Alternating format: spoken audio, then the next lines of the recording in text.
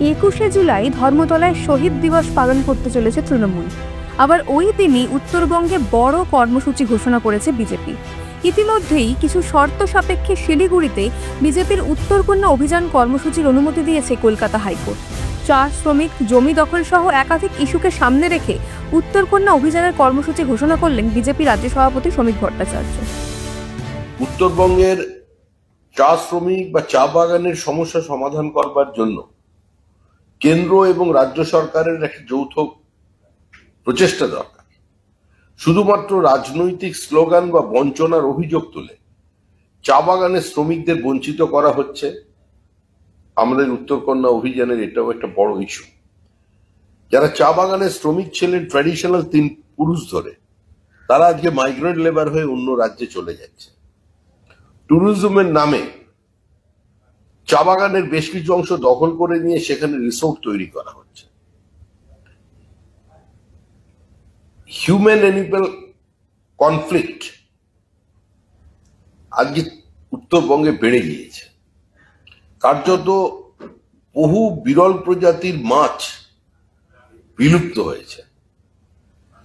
একটা সরকার শুধু মানুষের বিরুদ্ধে যুদ্ধ ঘোষণা করেছে, মেধার সঙ্গে প্রতারণা করেছে, বা গোটা সমাজকে একটা খোলা বাজার বানিয়ে দিয়েছে তা নয়।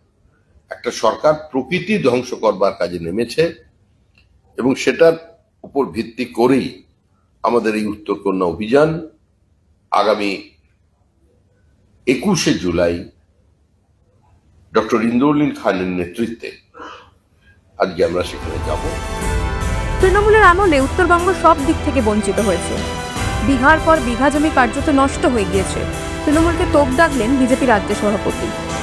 বর্তমানে যে রাজ্য সরকার 14 বছর অতিক্রম করেছে, সেই রাজ্য সরকার শুধু উত্তরবঙ্গের মানুষকে বঞ্চিত করেছে তাই নয়, উত্তরবঙ্গে তারা প্রকৃতির বিরুদ্ধে যুদ্ধ ঘোষণা করেছে।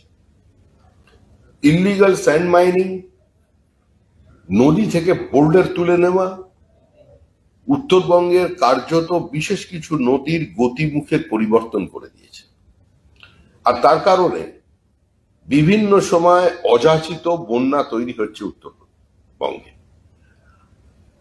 প্রায় হাজার হাজার একর জমি, কার্যত চাষযোগ্য জমি ধ্বংস হয়ে গেছে তৃণমূল কংগ্রেসের এই সর্বভুক চরিত্রের কারণে, তৃণমূল কংগ্রেসের এই লোভের কারণে।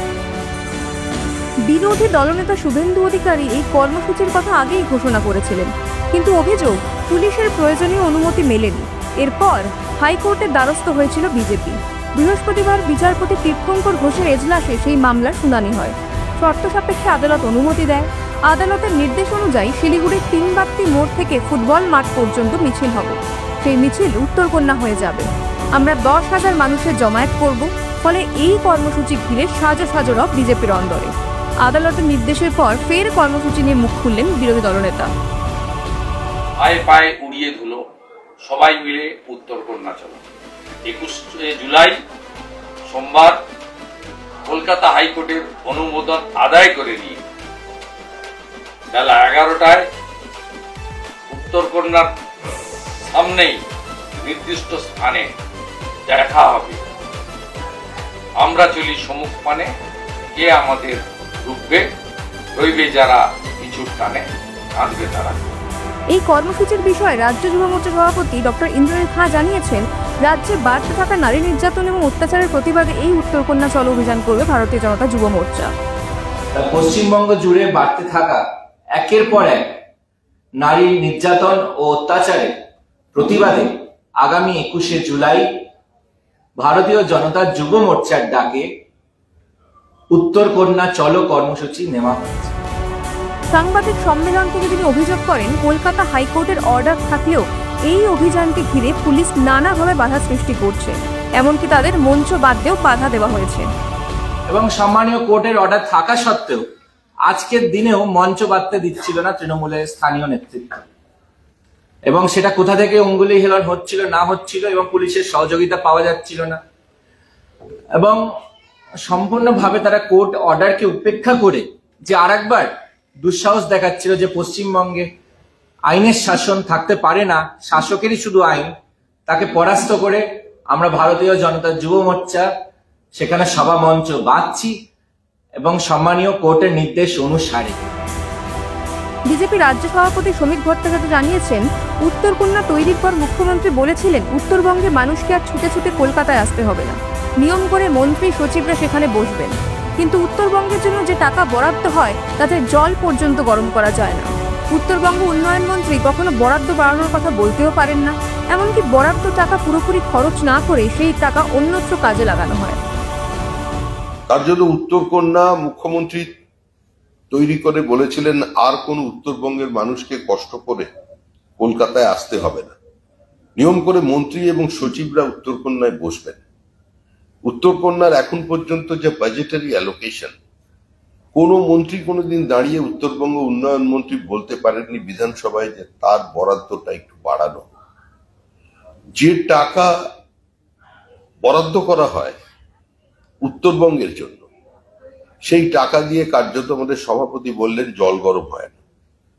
এখন পর্যন্ত যে বাজেটারি অ্যালোকেশন সবচেয়ে বেশি খরচা হয়েছে একবারই 41%, বাদ বাকি 21 থেকে 24% মতো সেখানে খরচা হয়, বাদ বাকি ফান্ডটা অন্য জায়গায় সাইফন অফ করে নিয়ে যাওয়া। উত্তরকন্যা অভিযান নিয়ে বিজেপি যে জোরদার প্রস্তুতির সঙ্গে মাঠে নামছে তা বলাই বাহুল্য। এই অভিযান উপলক্ষে একটি ডেডিকেটেড থিম সং লঞ্চ করেছে তারা। উত্তরকন্যা চলো, উত্তরকন্যা চলো, সত্যের জোয়ারে আজ অন্যায়টা ছুঁড়ে ফেলো। উত্তরকন্যা চলো, উত্তরকন্যা চলো, সত্যের জোয়ারে আজ অন্যায়টা ছুঁড়ে ফেলো। 21শে জুলাই রাজনীতির ময়দানে কলকাতার রাজপথ আর শিলিগুড়ি এবার শাসক এবং বিরোধী দল দুই পক্ষেরই শক্তি প্রদর্শনের দিন হয়ে উঠছে। তৃণমূল যেখানে শহীদদের স্মরণে দলীয় ঐক্য বার্তা তুলে ধরছে, সেখানে বিজেপি তৃণমূলের অপশাসনকে তুলে ধরে উত্তরবঙ্গে নিজেদের শক্ত জমি আরও মজবুত করতে মরিয়া। পাশাপাশি এই রাজ্যে যুব মোর্চার সক্রিয় পরখ করতে চাইছে ভারতীয় জনতা পার্টি। আর তাই উত্তরকন্যা অভিযান কর্মসূচি সফল করার জন্য গেরুয়া শিবিরের শেষ মুহূর্তে প্রস্তুতি চলছে তুঙ্গে। ব্যুরো রিপোর্ট, মাধ্যম।